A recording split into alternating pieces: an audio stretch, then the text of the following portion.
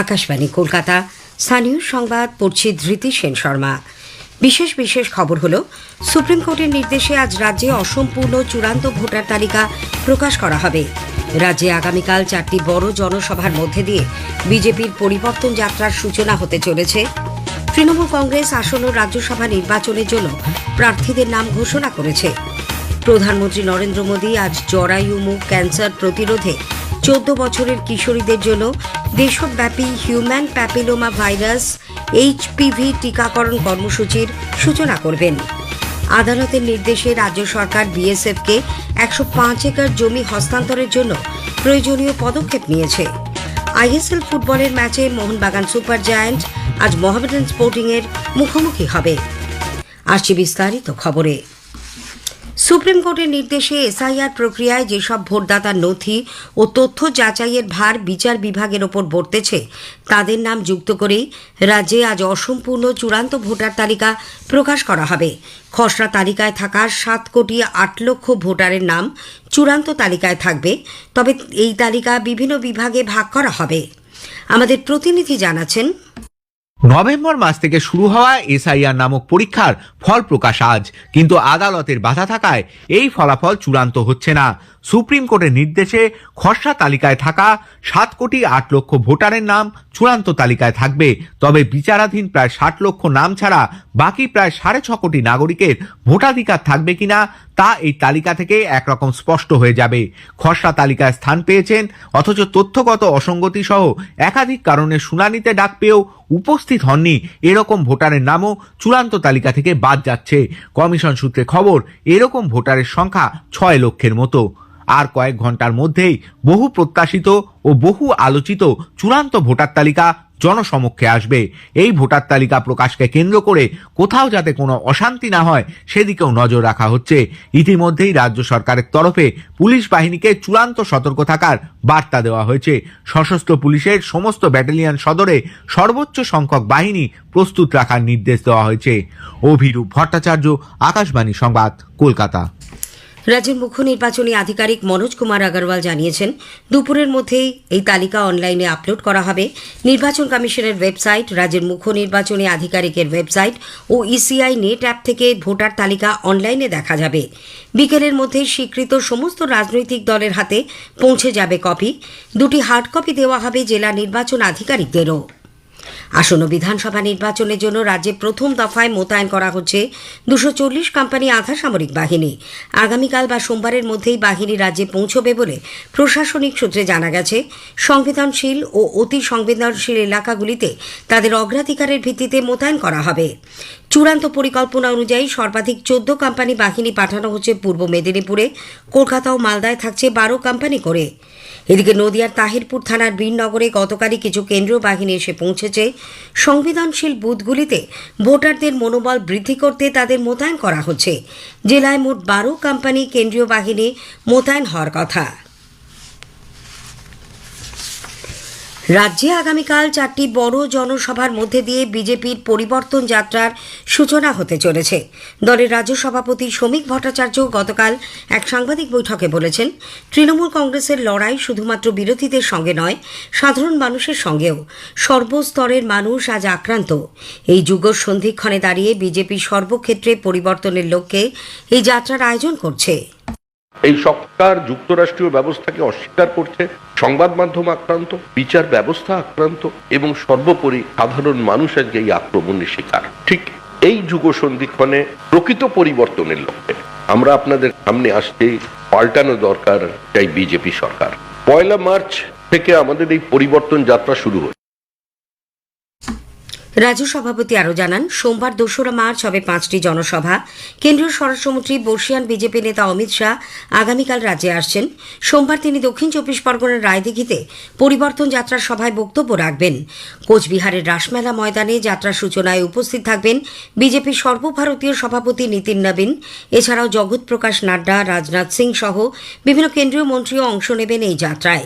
3 ও 4 তারিখ দোল ও হোলি উৎসবের জন্য কর্মসূচি বন্ধ রাখা হবে। এরপর 5 তারিখ হবে 9টি যাত্রা। কলকাতার ব্রিগেড প্যারেড গ্রাউন্ডে প্রধানমন্ত্রী নরেন্দ্র মোদীর জনসভার মধ্যে দিয়ে এই পরিবর্তন যাত্রার সমাপ্তি হবে। মোট 250টি বিধানসভা এলাকা দিয়ে এই যাত্রার আয়োজন করা হচ্ছে।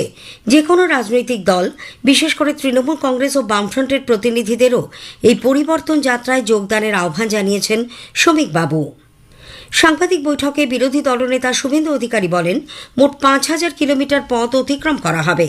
প্রধানমন্ত্রী নরেন্দ্র মোদী পরিবর্তনের যে মূল সুর আগেই বেঁধে দিয়েছিলেন, বিজেপি এবার সেটিকেই রাজ্যের প্রতিটি প্রান্তে পৌঁছে দেবে। কেন্দ্রীয় প্রতিমন্ত্রী সুকান্ত মজুমদার বলেছেন, রাজ্যের মানুষ যে পরিবর্তন চাইছে সেই নিয়ে কোনো সংশয় নেই। বিজেপির এই পরিবর্তন যাত্রা বাংলায় পরিবর্তনের পথপ্রদর্শক হবে। উল্লেখ্য, কলকাতা হাইকোর্ট গতকাল একাধিক শর্তে রাজ্যে নির্বাচনের প্রচারে বিজেপির পরিবর্তন যাত্রায় অনুমতি দেয়। তৃণমূল কংগ্রেস রাজ্যসভার আসন্ন নির্বাচনের জন্য প্রার্থীদের নাম ঘোষণা করেছে। দলের পক্ষ থেকে এক্স হ্যান্ডেলে এক বার্তায় জানানো হয়েছে, সদ্য অবসরপ্রাপ্ত পুলিশ কর্তা রাজীব কুমার প্রার্থী হচ্ছেন। এছাড়াও তালিকায় নাম রয়েছে সঙ্গীত শিল্পী বাবুল সুপ্রিয়, অভিনেত্রী কোয়েল মল্লিক এবং সুপ্রিম কোর্টের আইনজীবী মেনকা গুরুস্বামীর। উল্লেখ্য, পশ্চিমবঙ্গের 5টি সহ 10 রাজ্যের 37টি রাজ্যসভার আসনের নির্বাচনের জন্য ইতিমধ্যেই বিজ্ঞপ্তি জারি হয়েছে। 5ই মার্চ পর্যন্ত মনোনয়ন জমা দেওয়া যাবে। আগামী মাসের 16 তারিখ ভোট গ্রহণ, ওই দিনই গণনা। রাজ্যসভায় তৃণমূল কংগ্রেসের 4 বিদায়ী সাংসদের মধ্যে মৌসম বেনাজির নূর আগেই কংগ্রেসে যোগ দিয়েছেন। বাকি 3 সাংসদ সুব্রত বক্সী, ঋতব্রত বন্দ্যোপাধ্যায় এবং সাকেত গোখলেকে নতুন করে মনোনয়ন দিল না তৃণমূল কংগ্রেস। স্থানীয় সংবাদ শুনছেন আকাশবাণী কলকাতা কেন্দ্র থেকে। প্রধানমন্ত্রী নরেন্দ্র মোদী আজ জরায়ু মুখ ক্যান্সার প্রতিরোধে 14 বছরের কিশোরীদের জন্য দেশব্যাপী হিউম্যান প্যাপিলোমা ভাইরাস HPV টিকাকরণ কর্মসূচির সূচনা করবেন। কেন্দ্রের সুস্থ নারী সুস্থ পরিবার কর্মসূচি আরও প্রসারিত করার লক্ষ্যে সরকারের দায়বদ্ধতার প্রতিফলন এই টিকাকরণ। এর আওতায় প্রতি বছর দেশের সব রাজ্য ও কেন্দ্রশাসিত অঞ্চলে 14 বছর বয়সী 1,15,00,000 কিশোরীকে এই টিকা দেওয়ার লক্ষ্যমাত্রা নেওয়া হয়েছে। সমস্ত স্বীকৃত সরকারি স্বাস্থ্যকেন্দ্রে বিনামূল্যে এই টিকা দেওয়া হবে। এছাড়া আয়ুষ্মান আরোগ্য মন্দির, কমিউনিটি হেলথ সেন্টার, জেলা সদর হাসপাতাল, সরকারি মেডিকেল কলেজ ও হাসপাতালেও বিনামূল্যে টিকা দেওয়া হবে। এই টিকাকরণ হবে সম্পূর্ণ স্বেচ্ছাকৃত। ভ্যাকসিন দেওয়ার আগে বাবা মা কিংবা অভিভাবকের অনুমতি নেওয়া হবে। উল্লেখ্য, সার্ভাইকাল ক্যান্সারে আক্রান্তের নিরিখে ভারত বর্তমানে বিশ্বের মধ্যে দ্বিতীয় স্থানে। প্রতি বছর দেশে 80,000 সার্ভাইকাল ক্যান্সার আক্রান্ত রোগীর সন্ধান মেলে। নদিয়ার কল্যাণী মেডিকেল কলেজ হস্টেল থেকে উদ্ধার ডাক্তারি পড়ুয়ার মৃতদেহ গতকাল কল্যাণী এইমসে ময়না তদন্ত করা হয়। এরপর হালির শহর শ্মশানে পুলক হালদার নামে ওই ছাত্রের শেষকৃত্য সম্পন্ন হয়। উচ্চ মাধ্যমিকের 4র্থ সেমিস্টার গতকাল শেষ হয়েছে। এবারই প্রথম সেমিস্টার পদ্ধতিতে পরীক্ষা নেওয়া হয়। এদিকে উচ্চ মাধ্যমিক শিক্ষা সংসদের নতুন সভাপতি হচ্ছেন পার্থ কর্মকার। আগামী সোমবার তিনি দায়িত্ব নেবেন। আদালতের নির্দেশে রাজ্য সরকার সীমান্তরক্ষী বাহিনীকে 105 একর জমি হস্তান্তর করার জন্য প্রয়োজনীয় পদক্ষেপ নিয়েছে। ওই জমিতে সীমান্তরক্ষী বাহিনী BSF কাঁটাতারের বেড়া দেবে এবং বর্ডার আউটপোস্ট তৈরি করবে। BSF এবং সীমা সুরক্ষা বল সহ যে কোনো কেন্দ্রীয় সংস্থাকে জমি দেওয়ার বিষয়টি পর্যালোচনা করে মন্ত্রিগোষ্ঠী। পুরমন্ত্রী ফিরহাদ হাকিম, বিদ্যুৎ মন্ত্রী অরূপ বিশ্বাস ও ভূমি সংস্কার দপ্তরের প্রতিমন্ত্রী চন্দ্রিমা ভট্টাচার্য এই মন্ত্রিগোষ্ঠীতে রয়েছেন। নবান্নে গতকাল মন্ত্রিগোষ্ঠীর প্রথম বৈঠক হয়। জমি দেওয়ার প্রস্তাব মন্ত্রিসভায় অনুমোদনের জন্য পাঠানোর আগে তা তারা খতিয়ে দেখেন। আজ জাতীয় বিজ্ঞান দিবস। নানা অনুষ্ঠানের মধ্যে দিয়ে দিনটি উদযাপিত হচ্ছে। সল্টলেকের যুব ভারতের ক্রীড়াঙ্গনে আজ ISL ফুটবলের ম্যাচে মোহনবাগান সুপার জায়ান্ট মোহামেডান স্পোর্টিংয়ের বিরুদ্ধে খেলবে। খেলা শুরু হবে সন্ধ্যে 7:30টায়। মোহনবাগান তাদের প্রথম 2টি ম্যাচেই জয় পেয়েছে। এদিকে ISL ফুটবলে ইস্টবেঙ্গল 1-2 গোলে গতকাল জামশেদপুর FCর কাছে পরাজিত হয়েছে। শেষ করার আগে স্থানীয় সংবাদের বিশেষ কিছু অংশ আরও একবার।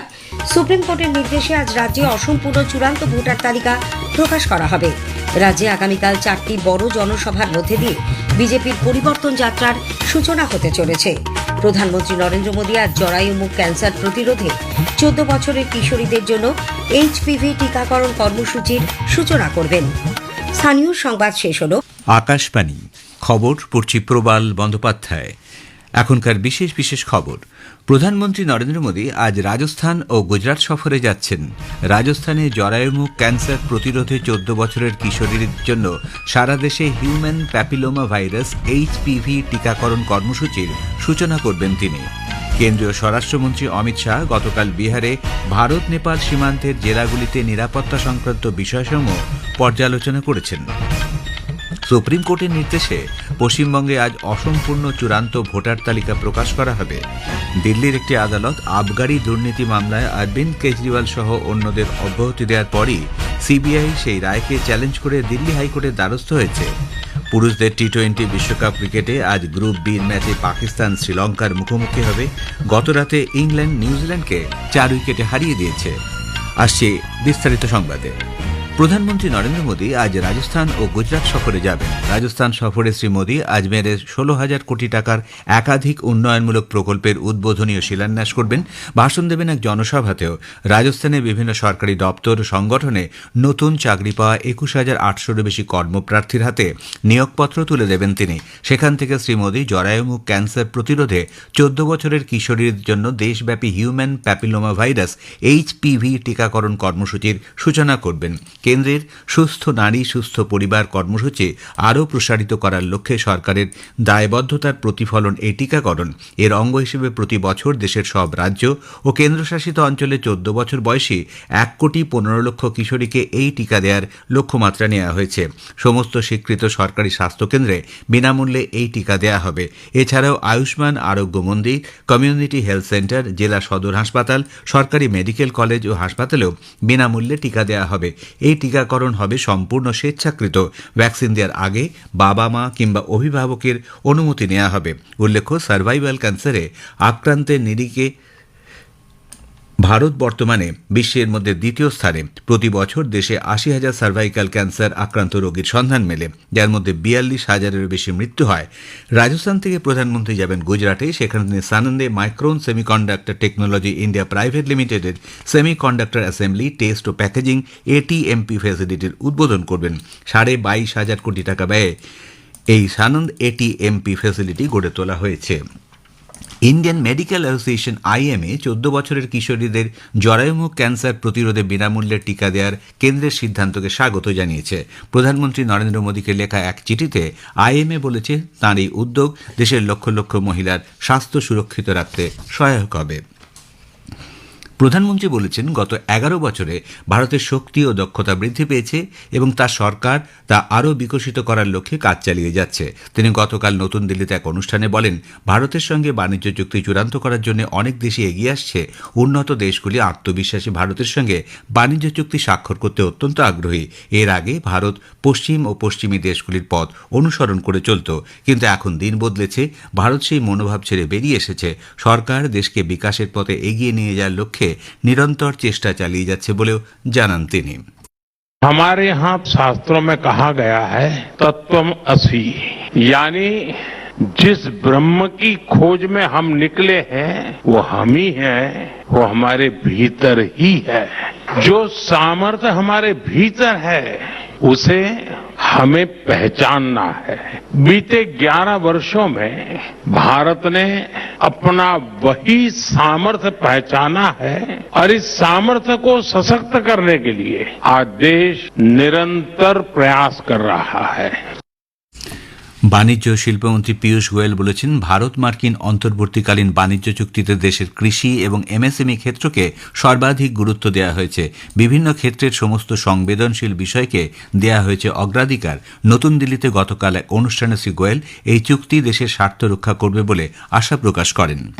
हमारे सभी सेंसिटिव इश्यूज, किसानों के, डेयरी के, पोल्ट्री के, फिशरमैन के, MSME के, विश्वकर्मा के, हमारे हथकरघा के साथ जुड़े हुए क्षेत्र के, handloom, handicraft, labour intensive sectors, सभी के हितों को ध्यान में रखते हुए ये डील करी गई थी।